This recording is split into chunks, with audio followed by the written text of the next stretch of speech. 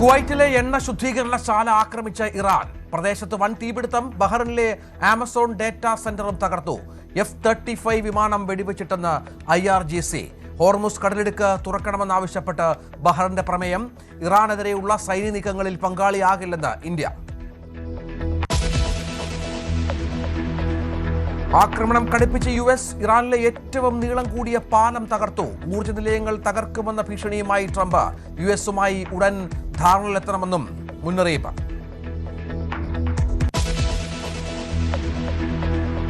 ലൈംഗിക അതിക്രമ കേസിൽ രഞ്ജിത്തിനെ 3 ദിവസത്തെ കസ്റ്റഡിയിൽ വാങ്ങും. കൂടുതൽ തെളിവ് ശേഖരണത്തിന് പോലീസ്.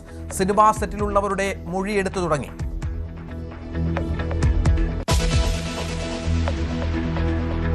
പീഡാനുഭവത്തിന്റെ സ്മരണ പുതുക്കി ഇന്ന് ദുഃഖവെള്ളി. കുരിശിന്റെ വഴിയുടെ ഭാഗമായി വിശ്വാസികൾ.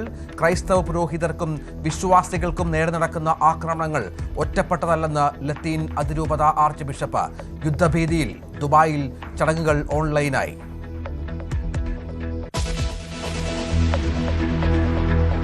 CPM-നെ തിരിഞ്ഞുകൊത്തി പേരാമ്പ്രയിലെ അനൗൺസ്മെന്റ് വിവാദം.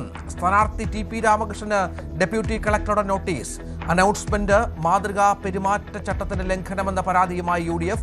രമേശ് പിഷാരടിയെ തടഞ്ഞ BJP പ്രവർത്തകർക്കെതിരെ കേസ്.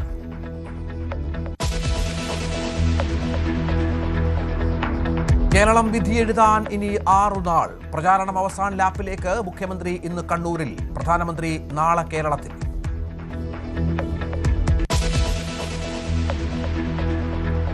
നേമത്ത് തെരഞ്ഞെടുപ്പ് അട്ടിമറിക്കാൻ LDF ശ്രമിക്കുന്നുവെന്ന് BJP കൗൺസിലർമാരുടെ വാർഡുകളിൽ വെള്ളം തടയുന്നുവെന്ന ആരോപണം. കണ്ണൂരിൽ CPM നേതാവിന്റെ ഭാര്യയെ ഇലക്ഷൻ ഡെപ്യൂട്ടി കളക്ടറായി നിയമിച്ചതിനെതിരെ കോൺഗ്രസ്. പയ്യന്നൂരിലെ വ്യാജ കാർഡ് ആരോപണത്തിൽ KC വേണുഗോപാലിന് CPM-ന്റെ വക്കീൽ നോട്ടീസ്.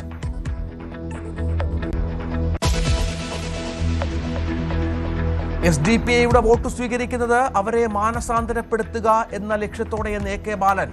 എല്ലാ വർഗീയ ശക്തികളുടെയും കാര്യത്തിൽ ഇതാണ് നിലപാടെന്നും ബാലൻ ന്യൂസ് 18നോട്. എതിർക്കുക എന്ന് പറഞ്ഞു കഴിഞ്ഞാൽ അവരുടെ മനസ്സിൽ മാനസാന്തരം വരുത്തുന്നതിനും മതനിരപേക്ഷ ബോധം മനസ്സിലേക്ക് എത്തിക്കുന്നതിനും നിരന്തരമായിട്ട് ഞങ്ങൾ ഇടപെടും. ബാലനെ പരിഹസിച്ച് മുനീർ. ജമാഅത്തെ ഇസ്ലാമിയെ നന്നാക്കിയിട്ട് എന്തായെന്ന് ചോദ്യം.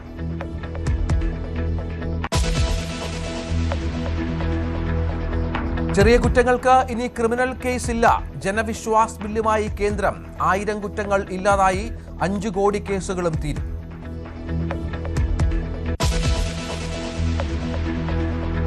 അഭിമാനമേകാൻ INS അരിധമൻ.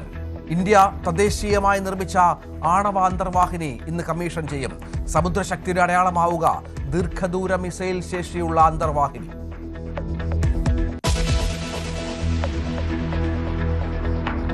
പാർലമെന്റിന്റെ പ്രത്യേക സിറ്റിംഗിലും FCRA നിയമ ഭേദഗതി അവതരിപ്പിക്കില്ല. നിലപാടറിയിച്ച സർക്കാർ.